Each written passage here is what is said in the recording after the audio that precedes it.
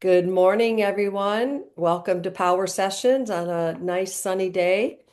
We're excited to see all of you in another great power session today. So, today we're going to talk about something that every agent is absolutely going to face in your career, and that's conflict. A conflict with maybe a seller or a buyer that's upset with you, or maybe another agent. So, we're going to talk today about at some point, somebody's going to say negative something about you, and how are you going to handle that? Will you react? Will you take the higher road? It might be a client, it might be another agent, but it will happen. And so it's not if, but when, and how are you going to respond, not react, and protect your reputation, or you can damage it by saying or doing the wrong thing. We all know that when something is said about us, we feel defensive, we feel like we want to, protect ourselves, our ego kicks in, and we want to respond. So we're going to talk today about just taking a deep breath when those kind of things happen, and we're going to stay the professional, and we're going to respond in an accurate way, a professional way with intention. So I'm going to tell you a story to start us off. Years ago, I had represented a buyer, and they wanted this specific home. And that home, by the time when we went to make an offer, it had right of first refusal, and they weren't going to be able to get that home because that person had exercised that option. So we went on, we found another home. It was during a time, I don't remember the year, but there were a lot of multiple offers. We've had short inventory for so long, it's hard to remember the years anymore. And so we went on, we competed hard, and we won the offer on the new home. So we were executing it, and my buyer happened to be at a campground without service. And so we executed everything except for signatures. And I let the listing agent know my buyer's at a campground. Yes, we're going to accept as soon as she can get to a place where she can sign. And so they said, okay, fine. In the meantime, I got an alert that the home that they wanted was available. Now, what do I do? Now, what do I do? So I had to ask myself that question. I had to call my broker and say, what do I do? The bottom line is it wasn't fully executed in writing, and my job was to do what's in the best interest of my client. So I called the other agent and I told my client, you can't hang on to both. We don't know if we're going to win the other one, but you have to make a fast decision. Do you want to move forward on this one? We have given them a verbal, but remember, if it's not in writing, it doesn't exist. And so I don't like doing business that way. And they said, we're going to let go of the other one. We really want this other home. I said, okay. So I called the listing agent. As you can imagine, he was not happy with me at all. So, how we approach the conversation is really important. And I started out being, very sorry. This is the situation that has happened. I know you have multiple. I really appreciate that your seller chose us, and we are really grateful for that. But this is the home that they really, really want. And I know you have multiple offers here, and I hope you can be understanding with me that they won't be executing this. Guess what? What do you think he did? Cindy, what do you think he did? He was not happy. No. And he slammed the phone down Yeah. on me. And I handled it the best I could. But at the end of the day, my buyers didn't want that home any longer. I didn't hold it up and keep hanging on to that one while we negotiated. I mean, it was within a matter of an hour or two since he had gone back and forth with us. That's not how you win friends. That's just not how you do it, but it happened. And I had to ask myself, what's the best interest of my buyer? And the home that they wanted became available. Now, he could have enforced it and said that's verbal and you've accepted it or whatever. He just slammed the phone down, and I just let it go. I just let it go, and we moved on. And I'm sure he went right to the next buyer and executed. That's not how we want to have things happen. But those sometimes are the situations that do happen to us. And we have to know how to navigate those and navigate them well. And I did the best I could.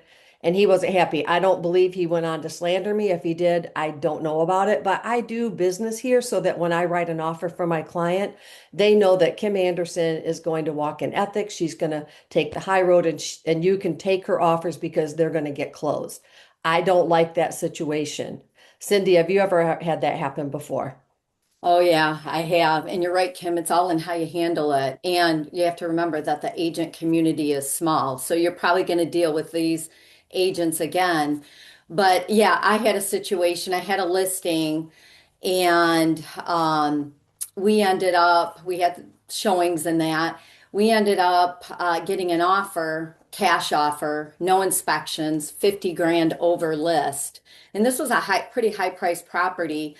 And my sellers are like, I want to take it. I don't want any more showings. You know, sometimes sellers get worn out by showings and all that. And they wanted to take it. So, you help your clients along and they accepted it. Well, in the meantime, I had another agent that was going to be showing it. And this was a time sensitive. I contacted her right away. I got voicemail and let her know, hey, look, I'm sorry. I know it's last minute, but my clients, they're accepting this offer. It's non-contingent. They just don't want any more showings. Well, the agent never received the message. Honestly, I kind of put that on me because I could have reached out even more, but you get in the heat of the moment and, like I said, it was a timing thing. Well, she ended up showing up at my client's home with her clients. Now, if that was me, I mean, that's kind of an embarrassing thing with your clients. And she called and luckily it went to voicemail at first, but she was not happy. So, and I know this agent, I've dealt with her before, pretty well known in town. And, I had to pause because I didn't like the things she was saying on the phone. But then again, like Kim was saying, you're in the heat of the moment. And I Mhm. have to remember that I represent my clients and I'm a professional and words matter. So I paused. I called her back. Again, she didn't take my call, but I apologized. But I ended up sending her a gas card with a note apologizing because, quite frankly, you show up there with your clients. I have to put myself in her shoes. And, anyways, from that day on, she has been, she called, thanked me. I've had a transaction with her since. So I think it all matters in how you handle it. We Mhm. kind of have to set our egos aside and realize that we are representing other people in that Mhm. transaction. But and a lot of agents experience like a client says something negative about you, or another realtor, makes a comment or accusation. That's a tough one.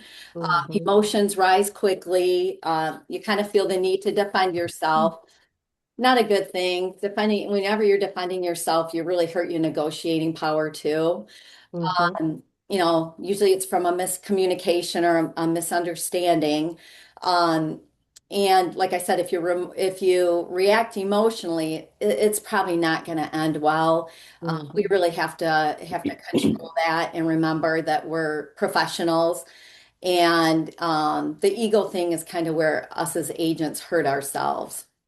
Yes. Yeah. So the tips here are is just take a breath. Just take a really quick breath when you feel that adrenaline going. Take a deep breath. I struggle with it sometimes, Me- just like everybody else. I'm sure we all do, and we just want to respond. But remember, if you respond emotionally, as Cindy said, you're going to do damage. You are in this career, in this community. You need to keep yourself in a very professional stance with respect. And one wrong response can live with you forever and ever and ever. So, really, really important to respond professionally and try to step back and ask yourself, instead of responding, how can I win? How can we resolve this problem? And try to find a win-win. I always like that. Let's find a win-win for everybody when a problem comes up. And then remember, if you send that text, it lives forever. If you write that on social media, it lives forever. And you don't want to regret something that you've said or something that you've done. And just this is the other thing is not every comment always deserves a response or a reaction. Sometimes the best answer is no answer. And I know when I feel that adrenaline start to come, I know something's not right. Like take a breath, step back, zip it, and don't say anything else. And if you have to, you have good friends like we all have where you say, "Can you listen for a minute?" And you vent somewhere if you absolutely have to. And yes, as Tracy said, less is more. And just take a deep breath and tap into your professional being. So your job is here to protect your reputation. You want to protect the relationship with the other agent, or if it's a client, you want to protect that as well. And you also want to protect the transaction because when everyone else is emotional, we want you to be stable and think business and get through it. If it's a client, you don't have to do business with them ever again if you choose not to. You don't have to keep them on your mailing list. You can move on, but you want to protect the transaction and you want to represent your client professionally. Seems really, really simple right now, but when something's going wrong, I had a personal situation go wrong on Friday, and I watched my cortisol go through the top. And it's tough. It's tough when, especially when it's your livelihood that's on the table and the deal's falling apart and people are digging in, clients are digging in, they're mad at you, something goes wrong. This is where this session is to remind you, take a deep breath and don't respond emotionally, but respond intentionally and from a professional standpoint. So one of the things we want to help you do is just have a couple of scripts. What do I say when a situation comes up? So let's just say a client says something negative. They're upset about something that you did or didn't do correctly. It's just real simple. I hear your concern. Let's walk through what's happening here so we can get it resolved. Real easy. Focus on the transaction, focus on resolving it. I remember years and years ago, I had a transaction where I had the buyer. The seller disclosure said there was a water softener. It was owned. The day before closing, we do the walkthrough. The other agent says, "Oh, all of a sudden I'm getting this information on taking over the rental." I was like, "Wait, what just happened here?" And I said, "I thought this was a rental." She goes, "Oh, no, the seller made a mistake at the state. They didn't know." And I said, "Okay." So I told my buyer, and my buyer said, "I bought a home with a water softener. What are you going to do about it? We're a day before closing. What do you have on the line? 3,000, 5,000, $10,000?" They said, "I bought a home with a water softener." My next step was to find a resolve.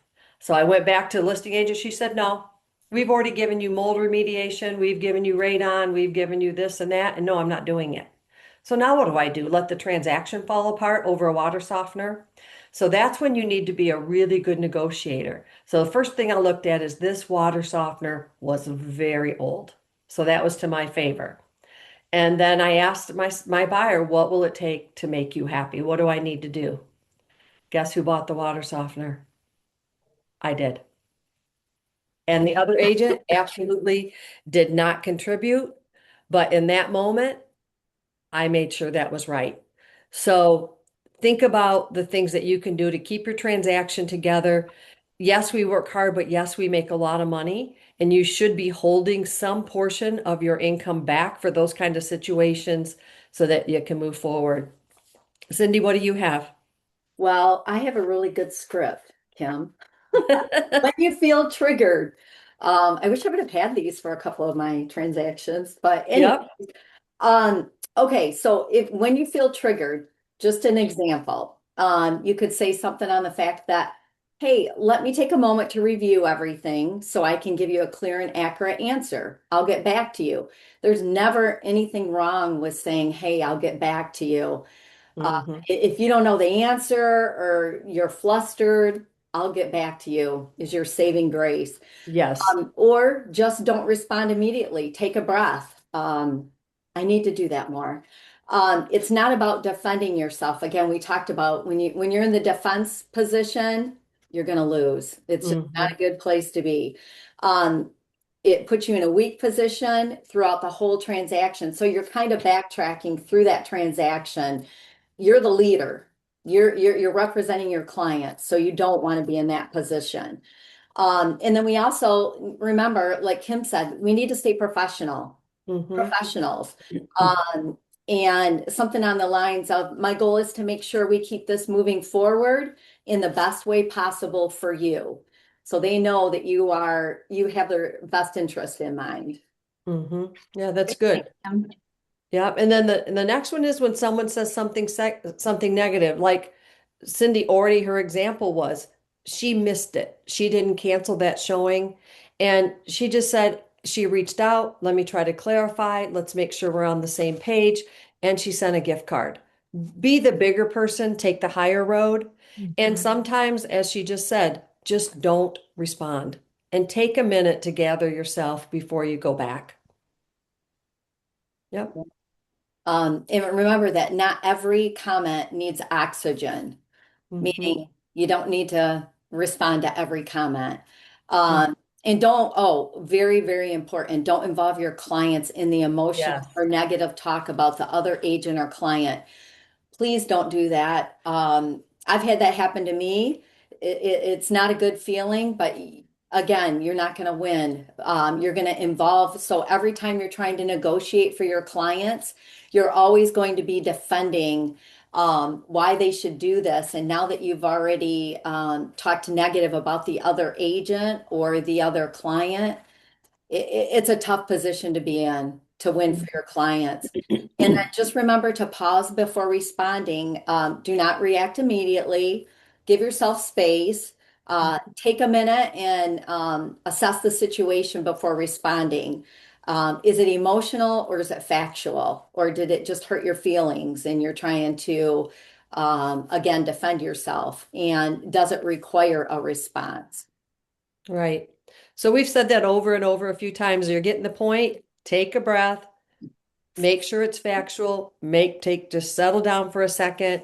And then the other thing that I want to point out is, and don't be the agent doing the talking. Right? Don't be the person that is having the negative comments or sharing or spreading that word around about others as well. So moving forward, we're going to address things professionally.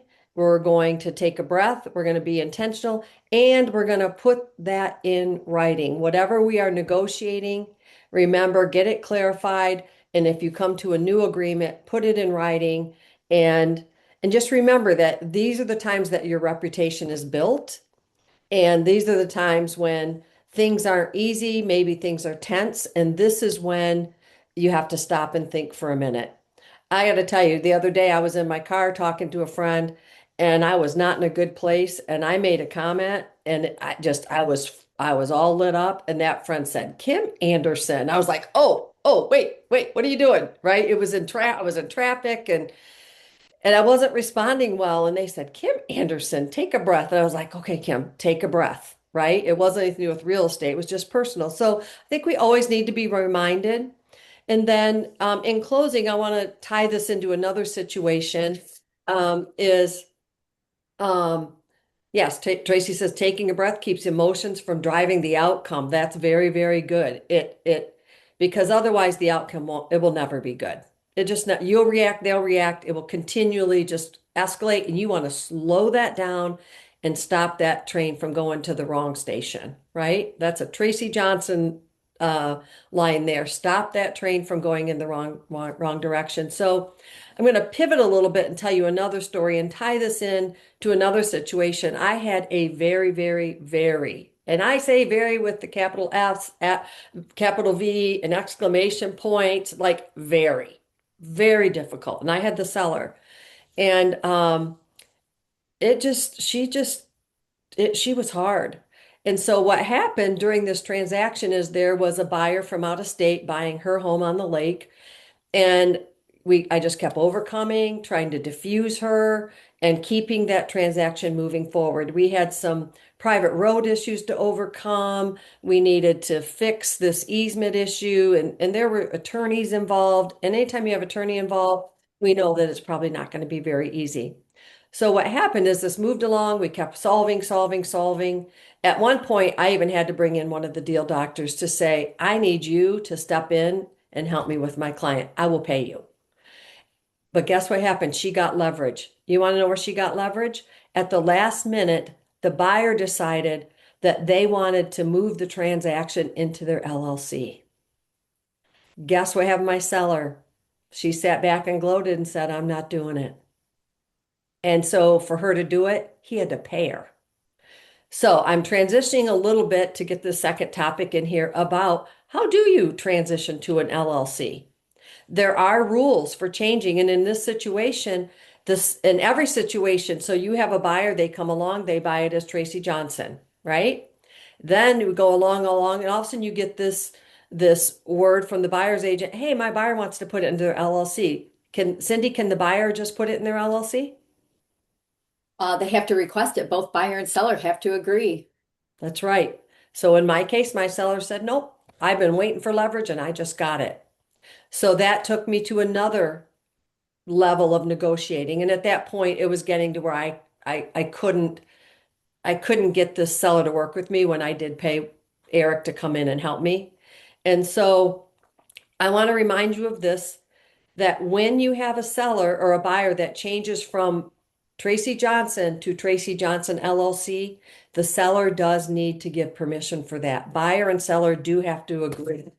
So keep that in mind, whether you're on the buy side or on the sell side, there does need, excuse me, to be permission, because when a purchase agreement is signed, the buyer listed in the contract is the legal party. You just can't swap it out. So Cindy, what do we do what's the next step? Buyer said, I want to put this in Tracy Johnson LLC. What are you going to say? Okay, then we're going to need to do an addendum Yep. requesting that. And the language for the addendum would be something along the lines, the parties agree that the purchaser of the property, whatever that address is, shall be changed from whatever that original name was to the LLC, whatever state limited liability company. All other terms and conditions of the original purchase agreement shall remain in full force and effect. And you'll also need the articles of organization, very important, because the title company is going to need to see that and view that, so we know that they are authorized to sign on behalf of that organization. And it does happen. This isn't uncommon. It can happen too when you have to add another party to the purchase agreement. Mhm. But again, you have to have both parties have to agree to do that, and it would be done with an addendum. And again, handling it professionally. And that's why having good negotiations throughout the transaction will help because Yeah, so if a change does come, you're yeah. prepared. You haven't been beating each other up. So then when another change comes, that's just going to make it worse. Best practices, if you know your client is going to be writing and wanting their LLC, start with that because you do need permission. That's a different buyer. The LLC is a different buyer than just Tracy Johnson. So be sure um, that you are asking all the right questions when you are, and typically you can change to LLC, but it's not necessarily guaranteed. So make sure that we are doing that. And the reason I tied this into difficult people is because anytime your client changes the rules of engagement or your client changes the terms, everyone needs to agree. And this often causes whatever, like Cindy said, you want to add a buyer, you want to remove a buyer, we need a co-signer. You want that transaction to be going along so smooth that when those other things get interjected into it, you're not asking for something that they're already stressed. The client's already stressed. Real quick, I have a transaction I've been working on. We executed the inspection repair addendum yesterday. Listing agent, I have the buyer listing agent call me this morning, goes, oh, Kim, yeah, I just looked at this addendum about the pest remediation and yeah, my buyer's not going to do the 59 a month. Okay. So they signed it yesterday saying this quote, when I ask for a repair, I say, this is who I want to do it. Here's the invoice. I'm very clear. I want everybody to understand. And he said, yeah, we're not doing the 59 a month. So it took $179 that they weren't going to do. I said, not a problem. I figured if my client's upset, I'm going to pay it. So I text my client and I said, you know what? I know they signed the addendum saying they'd pay the 1,513, but they're not going to pay the 179. Is this something you want me to pursue? And he goes, no, I didn't realize it was even on there. Perfect. I'm not buying it. They're not buying it. But things don't always go that well. But you want to be in a position where you have negotiated well. And I will tell you, in this situation, I asked for a lot of money. So I had already asked for 9,000. I asked for 1,500. They signed it. Take into account the things that you are um, that you are negotiating with and how you're doing it. And when yesterday morning when the listing agent called me to respond to my repair request, he goes, "Well, I don't have a happy seller." Okay. I didn't say anything. What was I supposed to say? I just let him talk and he said, "But we're going to do these things." I go, "Great. Thank you so much." Just less is more. Tracy, tell me what you were saying in the chat. I'm gonna let you interject here. You wrote something, but I can't see the chat anymore. Oh, I was just commenting on something Lindy Tanis said. She said, "Do we have to pay the deal doctors to help?" And I said, "No, they work for you. They work for free here at Five Yes. Star for you, our agents." Yes. So In my situation, I paid Eric as a friend to come in because I needed someone to completely negotiate with my seller because I had hit a wall with her.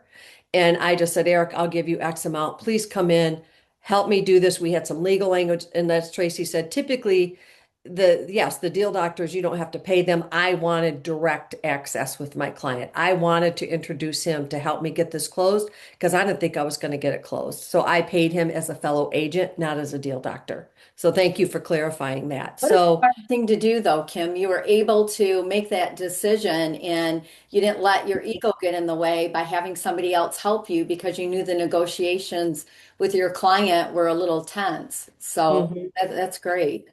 Yeah, yep. So um we're at 10 o'clock, so we appreciate holding all your questions to the end. But are there any questions out there? I think we've we've said the message of this is stay professional, don't react emotionally, get everything in writing, keep the transaction smooth so when there are hiccups, everybody's still friends. We haven't taxed the relationship to the point that now we have another defensive situation. Do good business. Have a great day. Thank you. Just, be kind. That's a Tracy Johnson word. Be kind. So what questions do we have out there or any final, I want to open up to questions and then to Cindy or real quick if Tracy or Doug have anything real quick and we're going to wrap it up. Yeah. Anybody? Just a reminder, don't be the agent who's doing the talking or the slandering. You're going to do positive and say positive things and take a breath. Yeah. Somebody, Joel said that, take a breath too. Take a breath. Um, All right. No questions? I think it's good information. It would have been nice to have heard this a couple weeks ago, and it was for a personal reason, like an estate that I had Mm-hmm. to deal with. So, yeah, that's Yes. good Good. So it's information. a good reminder for you. Oh, I know I'm in the middle of an estate situation too, and they can trigger everything. And there are times that I may, it doesn't mean you don't take some other action. Just make sure it's not just an emotional response and do what you need to do.